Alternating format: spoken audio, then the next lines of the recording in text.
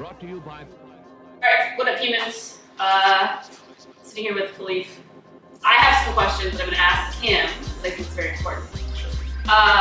What is going to happen with the new election? Does it matter? And should we all really give a fuck?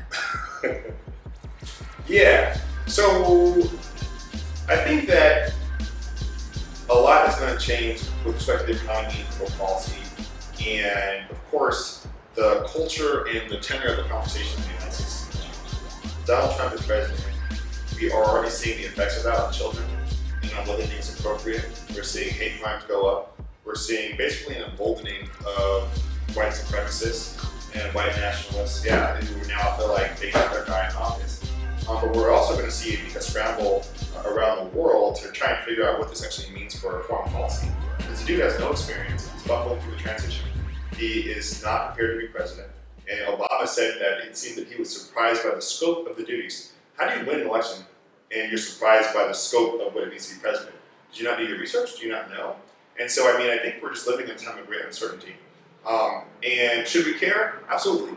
He's going to be able to appoint a couple of Supreme Court justices, maybe 3 or 4 Supreme Court justices, and that can dictate civil rights, criminal rights, so many things for many years to come.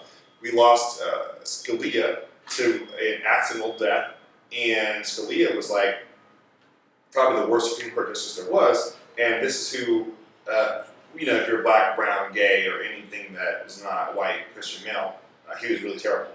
And so, we are probably in a time right now where he's trying to replace that person with this person. But America is going to have to reckon with its racist past and its racist present. I think that if we had to find a silver lining to this election, I don't think there's like a great one, but it's that, hey, everybody who said racism was over, Donald Trump and his supporters, right? And can we stop acting like the story that's been told by African Americans, Latinos in this country, and other race groups, Asians with respect to their representation in the media, with respect to their oppression, their own experiences, Japanese internment, and whether or not that was a good idea. This is the first administration, I think, since that time that has tried to use the Japanese internment as a precedent to try to detain or screen people based on race or national origin. That's a dark chapter in our history, one that most people have shied away from and don't use as precedent, and he's trying to do that. So it's just going to be an interesting and crazy time. So we should care very much. A friend of mine who works for the Secretary of State of California made it very clear of why this election was lost. Roughly 59 million people voted for both Donald Trump and either Donald Trump or Hillary Clinton.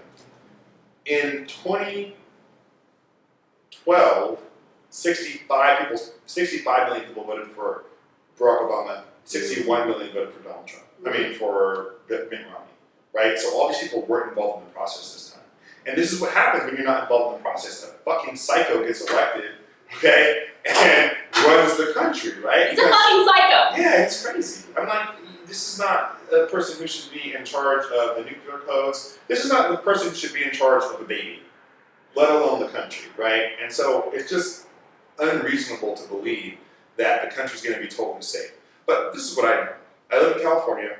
Everywhere we have state-by-state laws, right? And so being involved at your local level is going to be really, really important, holding people accountable at the local level. Okay. California is already responding by saying, hey, whatever he's doing, we're not about that. Got it. We're trying to find more money to help protect our current immigrant population.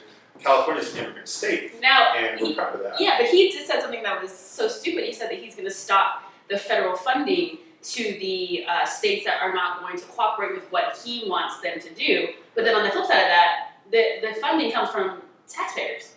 Well, so technically, he can put conditions on certain types of funding that is going to states. Like, for example, when Obama created the his healthcare initiative, Obamacare, certain people who expanded Medicaid for all would get more funding. So they were going to get matching funding, right? Got it. And so he's like, listen, we'll give you more money for healthcare, but you got to agree to spend Medicaid. and people don't do that, then, or Medicaid, Medicare, whichever one is for everybody. One of them is for elderly, one of them is for everybody. But so he can put conditions on that. But so the taxpayers pay, but it's federal allocation. But the issue is, he's got a Congress who is going to need money to go back to their districts, and their locals are going to be the ones that put pressure on Congress, and he's going to have to get a lot of stuff through Congress in order to make this happen. Got it. And even though he has a Republican Congress, all those people have 2 years in office. They've got to raise a bunch of money, and they've got to answer to districts that might not have voted for Donald Trump, right? Even those who won might not agree with all his policies. The other thing is Donald Trump's talking about implementing term limits in Congress. So his Republican Congress is already like, wait a second, bro, you trying to make us have term limits? California is previously a term limited state, which was 6 years in the Assembly, 8 years in the Senate. Okay. One of the issues that happened with term limits is that people with expertise were termed out. And so a member would get, so let's say you get 2 members in the Assembly, and 2 members are in the Assembly, and they both share a Senate district. So that's how it works. There's 40 Senate districts within every Senate district, or 2 Assembly districts. So whenever somebody wants to move up, 2 people have to fight for one spot. One of those people who has been there for 6 years has to leave, and somebody new comes in, right?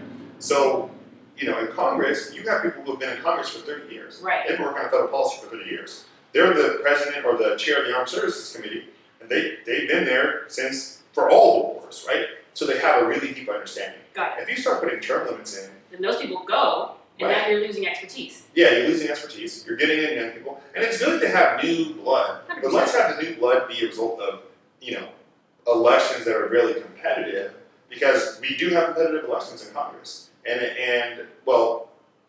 semi-competitive, because ultimately all the districts are gerrymandered to try and keep one party in office, right? It's like the Democrats and Republicans have agreed that we'll just split seats, and it's all a ridiculous process. I know, I haven't watched it. Probably because I was just like, damn, this is a damn depressing time. Yeah, but it's his whole campaign around Nixon put fear with minorities, he put fear with Hispanics and Muslims. And then remember, Nixon got impeached, so there's hope. There is hope. There is hope that Tom will impeach himself. Yeah. Well,